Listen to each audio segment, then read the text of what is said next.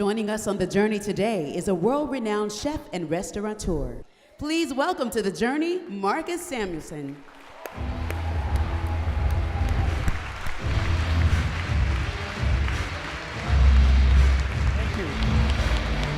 Listen, I'm excited about this. I've always been impressed, man, with your work and what you do and the impact you've had. Here's why I like the journey, because people know of you. They know the restaurant. They know you're one of the best chefs in the world. And I'm a fan because I like watching you on Chopped. Thank you. As a judge, right? Yeah. Because one day I'm going to be on Chopped. You will definitely be on Chopped. We can make that happen. I know people that know people. Now, first I got to cook. I'm gonna get my culinary skills up to par. But see, I believe you can because you're Bayesian. Come on, man. And we know there is a place. If you've ever been to Barbados, there is Friday night at the Oysters. You know, it's basically the Apollo and a food fest all in one. That if you ever been to Barbados, you go to Friday night to Oysters, and you will get some of the best food in the world there. But I'm gonna get on Chopped. But. Because I'm going to get on there. Because I never really watched the Food Network before, maybe a year and a half ago. And I started one night flipping through channels.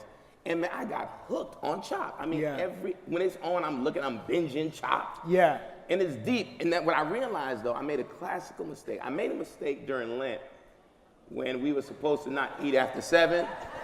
Don't put that on Chopped. Listen, and I was watching Chopped after 7. Yeah. It didn't really work out well because I got hungry. Because you can't watch that show without getting hungry, right? You were born in Ethiopia. And some people may know your background, but I want people here to know your background because the point of the journey is to help people see. We see your success. We see what you've done. The books, the state dinners at the White House, the restaurants. And everybody doesn't know what you've gone through to get where you are right now. Like, born in Ethiopia and then take it from there. Yeah, so sometimes, and this is something that a lot of people struggle with. Sometimes when the worst things is happening to you, it can also be a point of strength, right? So my mother passed away when we were 2, but she did walk us to a hospital in Addis. Wow. We survived tuberculosis, she passed, me and my sister. But I'm also here because the goodness of others and also luck. I would never want to take out those 2 ingredients. The goodness of others happens always in life. If you do well, other people will come out and help you. In our case, the nurse in the hospital, she had 3 kids. There was 5,000 kids in the hospital, in the community there, right? But she said, I'm not gonna let these 2 kids be homeless. So she took us in, right? Wow. So in Ethiopia. In Ethiopia. And then she got us to an adoption center. It took 3 to 5 months to get us to a Swedish adoption center, and then eventually we got adopted. But just that idea that nurse with already 3 of her own kids took us in, that's just pure that's God. That's great. God. That's great. Exactly. That's great. We get adopted to Sweden, and I always say that, diversity, this room is extremely diverse, and Harlem is a diverse place, and I think my dinner table prepared me for this moment. So me and my sister's black, my other sister's mixed from Jamaica, my parents are white, my cousins are Korean, my auntie is Jewish, right? But that's a mini New York, circa 1983 in Gothenburg, Sweden. Yeah. So it's all about the preparation, right, for this moment. And I've also been an immigrant 6 times. So at a very early part of my life, when I decided to become a chef, again, the blessed thing of being a young black man is that if we're going to be excellent, we have to be the very best and even better than that. That's right. Because otherwise, the scholarship that are there for us might not be there for us. Yeah. And I was fortunate enough to win a lot of scholarships. So I lived in France, I lived in Switzerland. So when I think about this moment where we are being challenged as people of color, as immigrants are being challenged, I'm like, I've seen this movie before and I'm prepared. Yeah. A couple of things you said, Marcus. One, and I want to pull that back because the idea, as you named the family you grew up in, it was a diverse family. it's almost absurd to me that we're in a moment where people don't honor diversity in this country. We claim to be the melting pot, well, New York is for sure, and we tell people that we want to welcome people from around the world, and now all of a sudden there's this temperament in this culture that says, no, we don't want anybody else. Now, mind you, everyone who's here came here somehow. Yes. Right? And the ones who were here before, the land was taken, they were conquered, and that's a tragic story. I'm just amazed in this moment. But when I hear immigrants, my family were immigrants when they came here from Barbados. And so I know of that struggle, and I think about what would it have been like if we didn't have that opportunity to come here. Where would I be if we didn't have the opportunity? But understanding the need for diversity and tolerance, which seems to be at a premium right now, right? Yeah. And it's something that we have to begin to really think about. And so when I see someone like you come here and all the opportunities you had, as you said, combined with God's grace. Yes, of course. The blessings of God, to go from being born in a hut to now on the Food Network, Red Rooster, all the other restaurants you have, is a testimony not just to your ability, but there was some unseen hand moving at the same time, right? Because you think about the hospital, 5,000 kids, but you come out and your sister, and you're raised in a household. So somewhere along the line, there was a hand moving, guiding you every step of the way. Spirituality, you can never take out spirituality out of my journey. Absolutely not. My father in Ethiopia that I met as an adult man was an Orthodox priest. Wow. You said when you met him, how old were you when you met him? I was 25 when we found him. And he's a priest? He just passed away last year at 91. He was an Orthodox priest, and he had a long journey. He had a tough journey, a long journey, but we were able to reconnect with his new family. And over the last 12 years, me and my wife, been able to mentor and put to school 8 of his children, for example. So now they still have the hut, but they're also all are educated, they're all in school right now, out of school, doing really, really well. So we've been able to contribute and participate and learn about my identity, because when you're adopted, yes, maybe financially and school-wise you can do a little bit better, but culturally you're still ripped away from something that is part of you. So being able to see them has given me a lot of my identity back. Yeah. But think about that. It is pretty amazing that you just said, now here's your father who you didn't really know. You met at 25 and you found out that you had siblings, right? And was that traumatizing in any way, shape, or form, meeting your father? For me and my sister, it was amazing, but yes, it was draining, it was hard. But I know it would have been harder of standing on the sideline and knowing that I knew them and didn't do anything. That's powerful. I mean, because I know I've spoken to people who've gone through this, and a really good friend of mine actually tried to connect with his biological parents. It didn't go so well, and I remember him calling me. He was devastated, and he's a pastor, and he counsels people, but it was still devastating to him. But to think that in the midst of all that, instead of being bitter, you decide to help your siblings, right? And to make sure they all got an education. And to me, that's the power. It speaks to who you are as a human being. Because it makes no sense to go through this life holding grudges at all. And we all have reasons we can be angry, reasons we can be upset. But to hold grudges diminishes our humanity. To be mad at people. And the deep thing is sometimes we're mad at people who've gotten over what we were mad about a long time ago. And we're the only ones sitting there mad now, right? And instead of doing that, you turn that around and use that to be a source of inspiration for your brothers and sisters, right? Well, I've been also fortunate enough to have, Harlem for me is a place for my aspirations.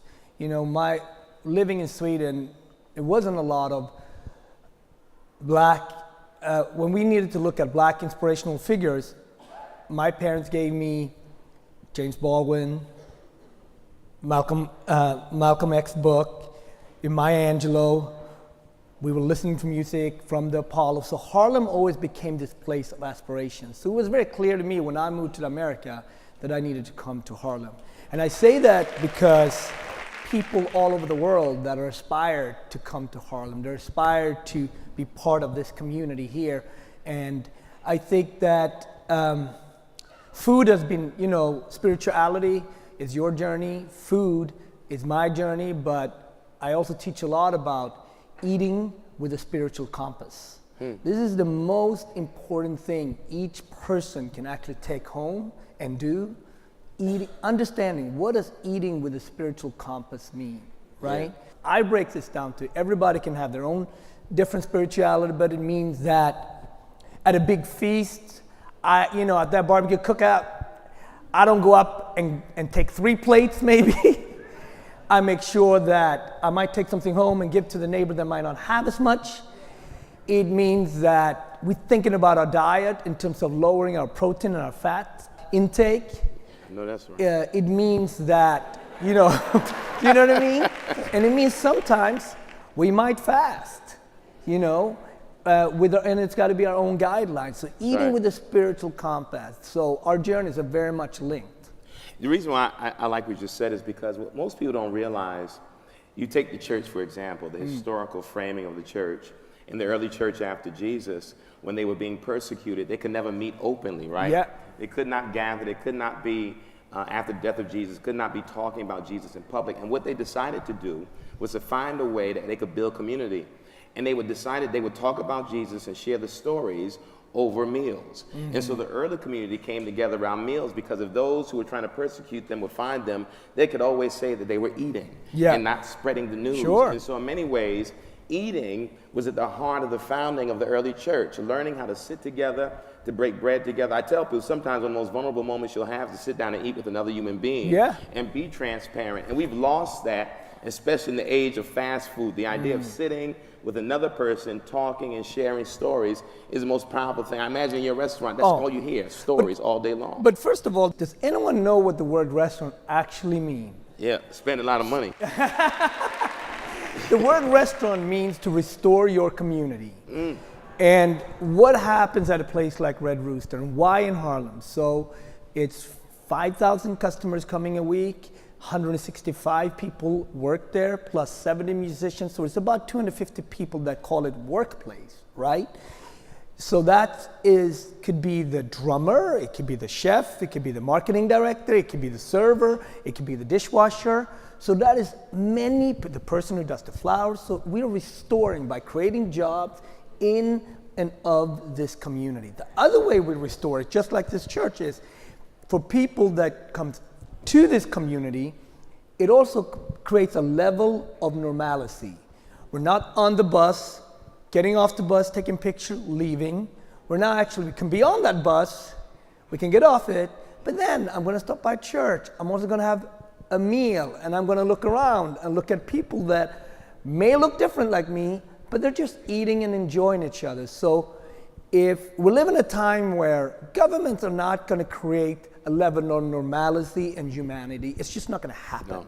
So what do we have left? We have community that have to actually take upon it themselves and create normalcy. And it will always come back to churches and spiritual institutions and cultural institutions such as restaurants. That's it. Yeah. That's it, man. I love it.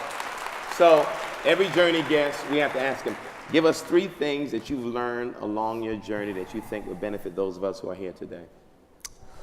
Well, I think that we touched on some of them, but break bread with a stranger, right?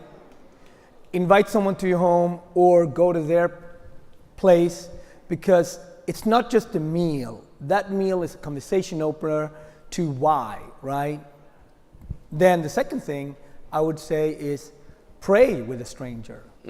I was just lucky enough to be part of a temple and just to learn, actually when you pray, it's very personal. So I was at a Krishna temple, but I prayed the same as I would have done in a church, right? Yeah. But just, it sounded a little bit different. The music were a little bit different, but my desire of learning and humility is exactly the same. So I would say that too. Like, if you have the opportunity, if you've never been put in that position, whether that's a mosque, a temple, or a church, it doesn't matter. It's just, it humbles you. And you're leaving there understanding the other side a little bit more. Yes, absolutely. And then the last thing I think is celebrate your family and your extended family more often. Because my family just went through, I lost my mother last year, and I'm at an age now where you lose your uncles and your parents and so on. And I wish, one of the last great memories I have with my mother, actually, she loved coming to Harlem, and we came here. She loved sitting on the second row because there's a better view on the up there. And she loved walking over here, and we always talked about how big the boulevards were. It's like a 10-minute walk for me and my mom. We came here, and we were arguing which was the best way to go to church here. And I wish I could still argue with my mother. Wow. I wish I could argue with her. So celebrate each other. Don't take each other for granted. Love one another. You know what I mean? So those are the three things that I've learned. You know. Break bread. Yes. Pray. Pray. And celebrate the gift of family. Yes. And it's going to smell, and it's going to taste different. It's going to sound different. It's all wonderful. Come on, give it up for Marcus Right, Samuelsson. thank you very Thanks, much. bro.